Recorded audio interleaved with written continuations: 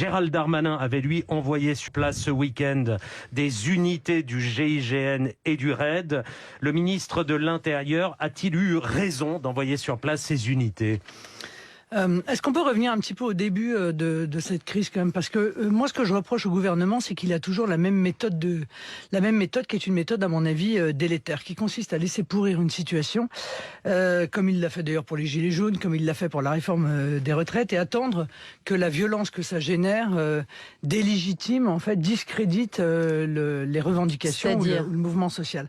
Donc moi je pense que la Guadeloupe est confrontée, ainsi que la Martinique d'ailleurs, à des problématiques auxquelles ils n'ont eu absolument aucune réponse depuis des mois, voire des années.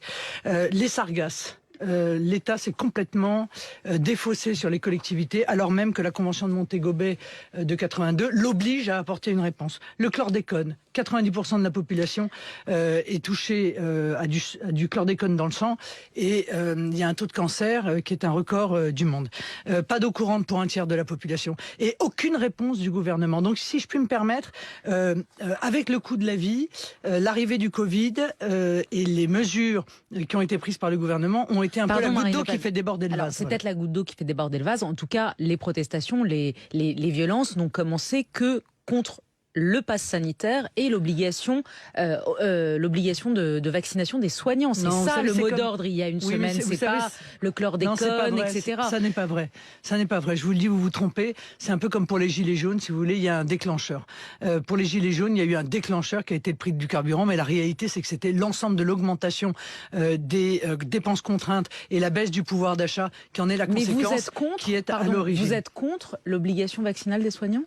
Je suis contre l'obligation vaccinale des soignants. Je suis contre l'obligation vaccinale de quiconque. Voilà, la réalité, c'est que je pense qu'il faut la liberté vaccinale. D'autant plus qu'en réalité, on s'aperçoit que dans cette crise sanitaire, le vaccin n'empêche pas ni d'attraper le Covid, ni de contaminer les autres. Je pense que, pour le coup, l'exemple vient d'en haut par l'intermédiaire du Premier Jean ministre. Castex. Mais ça veut dire quoi? Quand vous dites ça, ça veut dire quoi? Qu'on ne doit pas se faire vacciner? Attendez. Quand vous dites... On va y revenir. Oui. Pas du tout, mais on va y revenir. Permettez-moi quand même de dire, pour la Guadeloupe, que, évidemment, les exactions ne sont pas admissibles. D'accord, que ce sont les commerçants, ce sont les habitants, les classes populaires, les classes moyennes qui sont les premières victimes en réalité des violences. Bien sûr, les forces de l'ordre qui sont victimes des violences, et l'ensemble des habitants qui sont victimes des blocages qui sont les blocages de l'économie. La violence n'est pas une solution, mais je voudrais dire aussi au gouvernement que la réponse ne peut pas être uniquement policière à une crise telle que celle-là.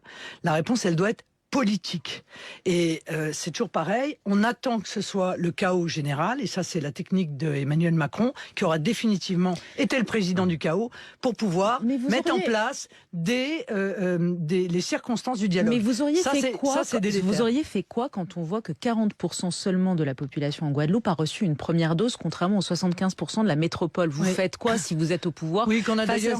Vous faites quoi pour les convaincre de se vacciner? D'ailleurs, une population qu'on a très largement humiliée sur les médias métropolitains, en expliquant que c'était à cause du vaudou, du rhum, enfin je ne sais quelle autre. Mais vous faites quoi pour les convaincre de se faire vacciner, Marine Le Pen, si vous êtes au pouvoir, alors que est-ce que vous comprenez que la vaccination qui est sollicitée de la population, elle doit arriver sur un phénomène de confiance entre la population et l'exécutif. Ce que je suis en train de vous expliquer depuis tout à l'heure, c'est qu'il y a une rupture de confiance totale entre la population antillaise et le gouvernement à cause de tous les éléments dont je vous ai parlé.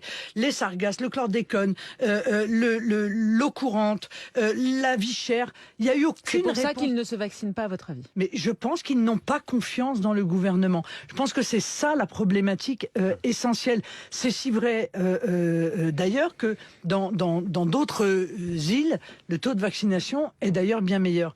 Mais est-ce que ça véritablement ça change quelque chose? Moi, je suis vacciné. Je pense que le vaccin est utile pour empêcher les formes graves du Covid. Ça, c'est une certitude. Mais la vraie question, c'est est-ce que le vaccin peut empêcher la circulation du virus? Je pense qu'aujourd'hui, la réponse est non. Donc, à quoi sert le pass sanitaire ?